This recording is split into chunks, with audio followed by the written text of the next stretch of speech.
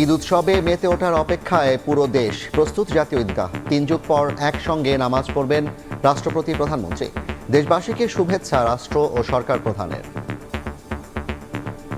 প্রিয় দেশবাসীকে জানাই পবিত্র ঈদ উল ফিতরের শুভেচ্ছা। আসুন আমরা রমাদানের আদর্শে উদ্বুদ্ধ হয়ে একে অপরের সঙ্গে পবিত্র ঈদ আনন্দ ভাগাভাগি করে নেই। ঈদের দিন বৃষ্টি বিড়ম্বনার শঙ্কা। দুর্যোগ হলে বায়তুল মোকাররমে হবে প্রধান জামাত। ঈদ মোবারক। দেখছিলেন প্রধান শিরোনাম। সন্ধ্যার সময় সঙ্গে আছি আমি জাফর সাদিক। এবার অন্যান্য শীর্ষ সংবাদ। আল্লাহু আকবার। যুদ্ধ পরিস্থিতির মধ্যেই মধ্যপ্রাচ্যে ঈদ উল ফিতর উদযাপন। মিল রেখে দেশের কিছু স্থানে ঈদের নামাজ আদায়। দেশ ও জাতির কল্যাণ কামনায় দোয়া।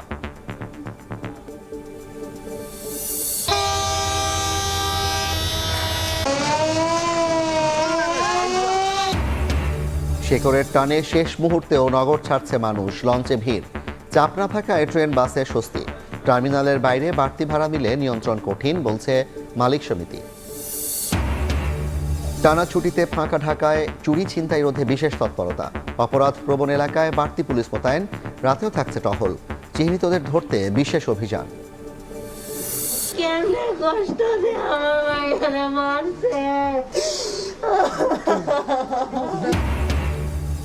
পরা হলো না ঈদের নতুন পোশাক। নেশার টাকার জন্য অলংকার ছিনিয়ে নিতে একমাত্র শিশু সন্তানকে শ্বাসরোধে হত্যা। ময়মনসিংহের ঘটনায় অভিযুক্ত কিশোর গ্রেফতার।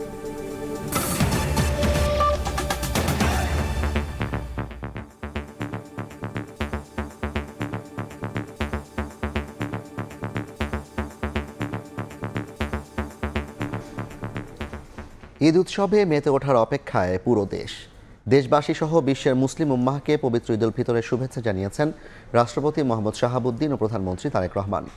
সব ভেদাভেদ ভুলে ভালোবাসা ও ভ্রাতৃত্বের বন্ধনে আবদ্ধ হওয়ার আহ্বান সরকার প্রধানের। পুরো বিশ্বের শান্তি কামনা করেছেন রাষ্ট্রপতি। শাওয়ালের নতুন চাঁদে বাঁধ ভাঙ্গা উচ্ছ্বাস। রাত পোহলেই পবিত্র ঈদ উল ফিতর। চারিদিকে বইছে উৎসবের হাওয়া। এক মাস সিয়াম সংযমের পর গোটা মুসলিম বিশ্বের মতো ঈদ আনন্দে মেতেছে বাংলাদেশও। এ উপলক্ষে দেশবাসীকে ঈদের শুভেচ্ছা জানিয়েছেন রাষ্ট্রপতি মোহাম্মদ শাহাবুদ্দিন। এক বাণীতে গোটা বিশ্বের শান্তি কামনা করেন তিনি। ঈদের অনাবিল আনন্দ সবার মাঝে ছড়িয়ে পড়ুক এমন প্রত্যাশা তার। ঈদ মোবারক। প্রিয় দেশবাসী, আসসালামু আলাইকুম। মুসলিম উম্মাকে শুভেচ্ছা জানিয়ে বাণী দিয়েছেন প্রধানমন্ত্রী তারেক রহমান। ঈদের আনন্দ গরিব দুঃখী সবার সঙ্গে ভাগাভাগি করে নিতে দেশবাসীর প্রতি আহ্বান জানান তিনি। মাসব্যাপী সিয়াম সাধনার পর মুসলিম উম্মার বিশ্বজনীন ঐক্য, সংহতি, সহমর্মিতা এবং অনাবিল আনন্দের বার্তা নিয়ে এলো পবিত্র ঈদ উল ফিতর। প্রতিটি ঘরে, প্রতিটি পরিবারে ঈদ আনন্দ পৌঁছে যাক সকলের তরে। আমরা রমাদানের আদর্শে উদ্বুদ্ধ হয়ে একে অপরের সঙ্গে পবিত্র ঈদ আনন্দ ভাগাভাগি করে নেই। প্রিয় দেশবাসীকে জানাই পবিত্র ঈদ উল ফিতরের শুভেচ্ছা। ধনী গরিবের ভেদাভেদ ভুলে ঈদ সবার জন্য বয়ে আনুক শান্তি ও সমৃদ্ধি, এমন প্রত্যাশা সরকার প্রধানের। বাংলাদেশ সহ বিশ্ব মুসলিম উম্মার প্রতি জানাই আন্তরিক অভিনন্দন ও মোবারকবাদ। ঈদ মোবারক। নাজমুস্তালেহি, সময় সংবাদ, ঢাকা। দীর্ঘ ৩ যুগ পর এবার একই কাতারে ঈদের নামাজ আদায় করবেন রাষ্ট্রপতি ও প্রধানমন্ত্রী। প্রস্তুত জাতীয় ঈদগাহ। তবে এবারের উৎসবে বাগড়া দিতে পারে বৃষ্টি বিড়ম্বনা। আবহাওয়া অফিসের পূর্বাভাস, ঈদের দিন দেশ জুড়েই বৃষ্টি নামতে পারে। সিয়াম সাধনা রমজান শেষে খুশির ঈদের অপেক্ষা আর মাত্র কয়েক ঘন্টা। যথাযোগ্য ভাবগাম্ভীর্যে আল্লাহর সন্তুষ্টি অর্জনে ঈদের জামাতে সামিল হবেন ধর্মপ্রাণ মুসলমানরা। প্রায় এক মাস ধরে জাতীয় ঈদগাহকে প্রস্তুত করা হয়েছে প্রধান জামাতের জন্য। চলছে শেষ মুহূর্তের টুকিটাকি কাজ। এই আয়োজন প্রতি বছর থাকলেও এবার প্রস্তুতিতে যুক্ত হয়েছে ভিন্ন মাত্রা। দীর্ঘ ৩৬ বছর পর জাতীয় ঈদগাহে একসঙ্গে নামাজ পড়বেন রাষ্ট্রপ্রধান ও সরকার প্রধান। বিশাল এই কর্মযজ্ঞ সফল করতে কাজ করছেন কয়েকশো শ্রমিক। প্যান্ডেল তৈরি থেকে শুরু করে আলোকসজ্জা আর প্রতিটি কোণ নিখুঁত করতে ঘাম ঝরাচ্ছেন তারা। তারেক রহমান এবং তার মেয়ে জাইবা রহমান, তার সব ফ্যামিলি এখানে নামাজ পড়বে। আমাদের অনুভূতিটাও একটু বেশি। সারাদিন বৃষ্টি আসলো, পানি পড়বে না, নামাজ হবে। এবারের ঈদ জামাতে ইমামতি করবেন বায়তুল মোকাররমের খতিব মুফতি আব্দুল মালিক। প্রধান বিচারপতি সহ মন্ত্রিপরিষদ সদস্য ও কূটনৈতিক কোরের ৩৩০ বিশিষ্টজনের জন্য থাকছে বিশেষ ব্যবস্থা। মূল প্যান্ডেলে ৩৫,০০০ মুসল্লি সহ আশেপাশের সড়ক মিলিয়ে নামাজ আদায় করবেন প্রায় ১ লাখ মানুষ। মহিলাদের জন্যও থাকছে বিশেষ আয়োজন। জরুরি স্বাস্থ্যসেবা নিশ্চিত থাকবে 2টি মেডিকেল টিমও। ভিভিআইপি সহ সর্বস্তরের মানুষের নামাজ আদায় নির্বিঘ্ন করতে নেওয়া হয়েছে নিশ্ছিদ্র নিরাপত্তা ব্যবস্থা। জাতীয় ঈদগায় দেশের প্রধান জামাত অনুষ্ঠিত হবে সকাল 8:30টায়। আবহাওয়া প্রতিকূল থাকলে এই জামাত সকাল 9টায় বায়তুল মোকাররমে অনুষ্ঠিত হবে। এছাড়া জাতীয় মসজিদে সকাল 7টা থেকে 11:15 পর্যন্ত পর্যায়ক্রমে অনুষ্ঠিত হবে 5টি ঈদ জামাত। শাহরিয়ার সৌমিক, সময় সংবাদ, ঢাকা। সৌদি আরবের সঙ্গে মিল রেখে দেশের বিভিন্ন স্থানে উদযাপন করা হচ্ছে ঈদ উল ফিতর।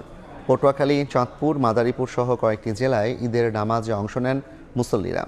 নামাজ শেষে মুসলিম উম্মার শান্তি ও সমৃদ্ধি কামনা করা হয়। এছাড়া মুসলিম বিশ্বে একদিনে ঈদ উদযাপনের পরামর্শ দেন তারা। দেশের আকাশে চাঁদ দেখে নয়, শত বছরের প্রচলিত রীতি অনুযায়ী ঈদ উল ফিতরের উদযাপন। শুক্রবার সকালে নামাজ আদায়ের মধ্য দিয়ে মাদারীপুর, চাঁদপুর, জামালপুর, সাতক্ষীরা, বগুড়া, পটুয়াখালী, মৌলভীবাজার ও বরগুনা সহ দেশের কয়েকটি জেলায় জায়নামাজ হাতে ঈদগাহ ময়দানে ছোটেন ধর্মপ্রাণ মুসল্লিরা। এক কাতারে দাঁড়িয়ে আল্লাহর সন্তুষ্টি অর্জনে ঈদের নামাজ আদায় করেন তারা। নামাজ শেষে একে অপরের সঙ্গে কুশল বিনিময় করেন মুসল্লিরা। কোলাকুলি করে ঈদ আনন্দে মাতেন তারা। শব্দটা কিন্তু সৌদি আরবের সাথে মিল রাখে না, অটোমেটিক মিল হয়ে যায় সৌদি আরবের সাথে। সবাই একসাথে যেন পালন করে, তাহলে আমাদের আত্মসমর্পণটা সার্থক হবে। এদিকে রাজধানীর কলাবাগান এলাকায় সামুরাই কনভেনশন সেন্টারে মুসলিম উম্মার বাংলাদেশের আয়োজনে 2টি জামাতে আদায় করা হয় ঈদের নামাজ। এতে অংশ নেন কয়েকশো মুসল্লি। চাঁদ তো আর দুটা না, চাঁদ একটা, সারা পৃথিবীতে একবারই উঠে। সেই হিসেবে আমাদের আকীদা আমরা মনে করি যে আমরাই সঠিক। দীর্ঘ সময় ধরে দেশের বিভিন্ন জেলায় সৌদি আরবের সঙ্গে মিল রেখে ঈদ উদযাপন করে আসছে। ফাহরিয়া ফারজানা, সময় সংবাদ।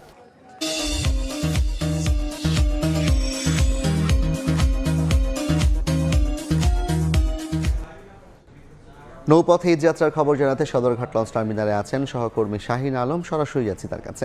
শাহিন, পবিত্র শাওয়াল মাসের চাঁদ দেখা গেছে, অর্থাৎ আগামীকাল ঈদ উল ফিতর, এবং শেষ মুহূর্তে পরিবার পরিজনের সঙ্গে ঈদ আনন্দ ভাগাভাগি করতে সদরঘাট লঞ্চ টার্মিনালে আমরা ঘরমুখো মানুষের ভিড় দেখতে পাচ্ছি এবং দূর দূরান্ত থেকে মানুষরা এখানে ছুটে আসছেন এবং সর্বশেষ সদরঘাট লঞ্চ টার্মিনাল থেকে যে লঞ্চগুলো ছেড়ে যাবেন তাতে করে তারা পরিবারের কাছে ফিরে যাওয়ার জন্য এই বাড়তি চাপ আমরা এখন পর্যন্ত দেখতে পাচ্ছি। এবং এখানকার যাত্রীদের সঙ্গে কথা বলে আমরা যতটুকু জানতে পেরেছি অনেকটা স্বস্তিতেই বাড়ি ফিরতে পারছেন, ফেরার প্রত্যাশা ব্যক্ত করছেন যাত্রীরা। এবং যাত্রীরা বলছেন যে অন্যান্য বারের চেয়ে এবার এখানকার অভ্যন্তরীণ নৌ পরিবহন কর্তৃপক্ষ যে ব্যবস্থাপনা গ্রহণ করেছে তাতে অনেকটা সন্তুষ্ট প্রকাশ করেছেন তারা। বিশেষ করে এই সদরঘাটের উপর চাপ কমানোর জন্য আরও আলাদা 2টি টার্মিনাল সৃষ্টি করা হয়েছে, তাতে করে কিছুটা চাপ কিন্তু এই টার্মিনালের উপর কমেছে। কিন্তু একটি অভিযোগ কিন্তু বারবার এখানকার যাত্রীরা করছেন, সেটি বলছেন যে এইবার বাড়তি ভাড়া নেওয়া হচ্ছে না, তবে লঞ্চগুলো নির্ধারিত সময় কিন্তু টার্মিনাল থেকে ছেড়ে যাচ্ছে না, অনেকটা বিলম্ব করে টার্মিনাল থেকে ছেড়ে যাচ্ছে, এই অভিযোগটি যাত্রীদের মধ্যে রয়েছে। তবে সারা দিনই কিন্তু সকাল থেকে বিভিন্ন গন্তব্যের উদ্দেশ্যে যাত্রীরা এখানে আসছেন এবং সারা দিনে প্রায় 30টির মতো লঞ্চ এই টার্মিনাল থেকে ছেড়ে গেছে। বাকি যে লঞ্চগুলো রয়েছে সেগুলো এই সন্ধ্যার পর থেকে ধাপে ধাপে বিভিন্ন রুটে ছেড়ে যাবে। তবে এই বিলম্বে ছেড়ে যাওয়ার বিষয়টিতে যাত্রীদের অভিযোগ রয়েছে।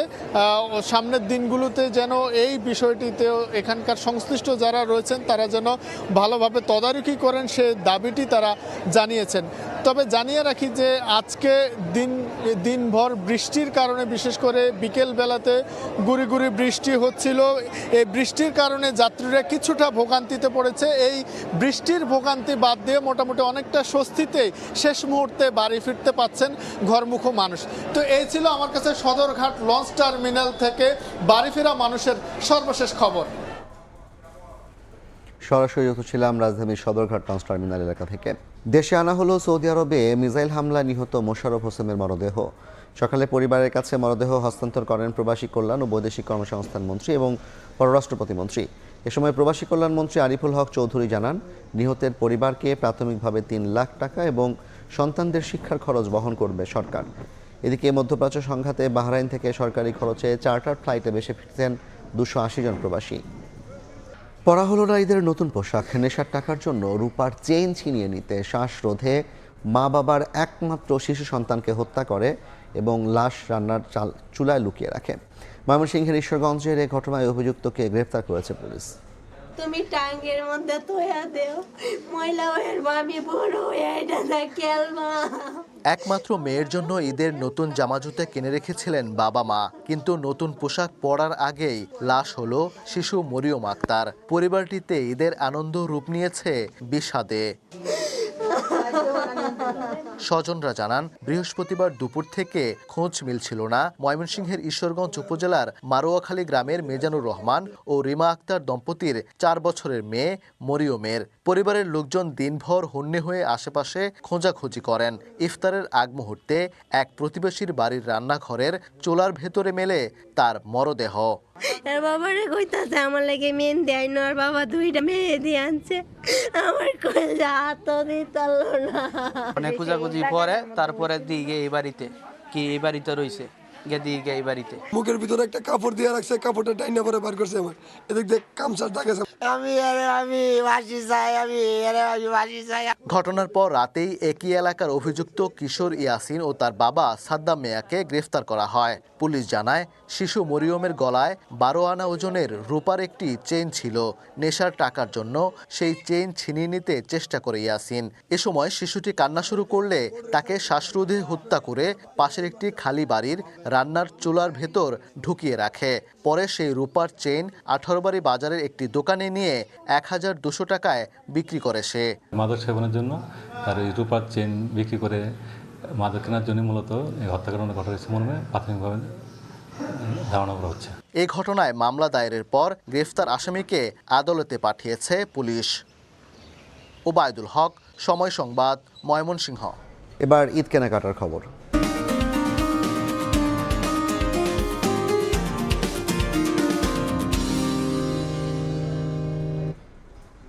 চাঁদরাতে ঈদ কেনাকাটার খবর জানাতে রাজধানীর ইস্টার্ন মল্লিকায় যোগ দিচ্ছেন সহকর্মী রৌনক নিয়ন্ত্রণ। সরাসরি আছি তার কাছে।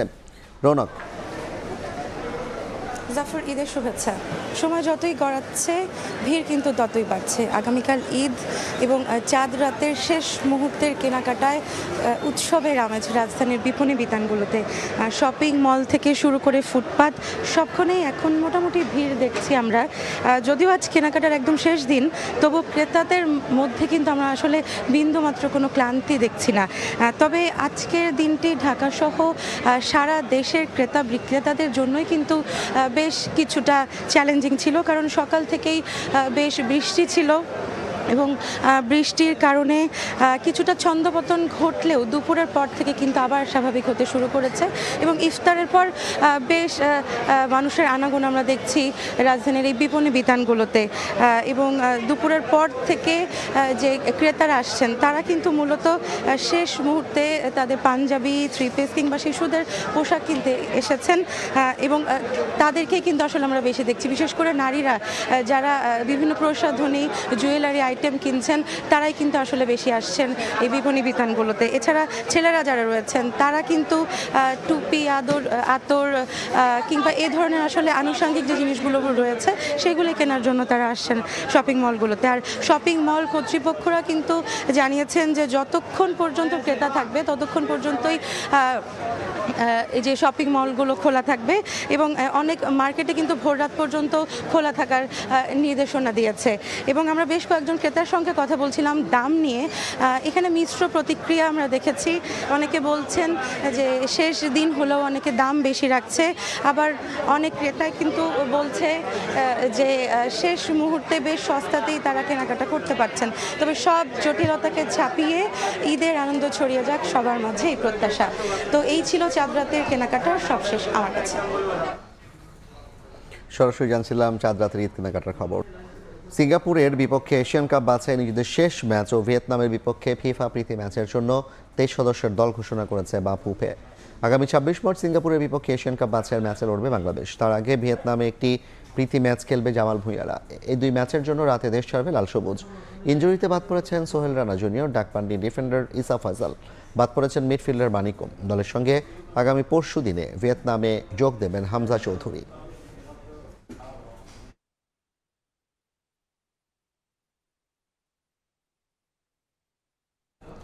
এ পর্যায়ের শীর্ষ সংবাদগুলো জানিয়ে দিচ্ছে আরেকবার।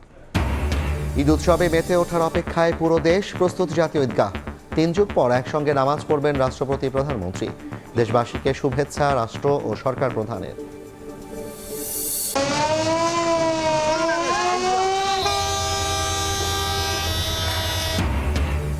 শেকড়ের টানে শেষ মুহূর্তেও নগর ছাড়ছেন মানুষ। লঞ্চে ভিড়, চাপড়া থাকায় ট্রেন, বাসে স্বস্তি। টার্মিনালের বাইরে বাড়তি ভাড়া মিলে নিয়ন্ত্রণ কঠিন, বলছে মালিক সমিতি।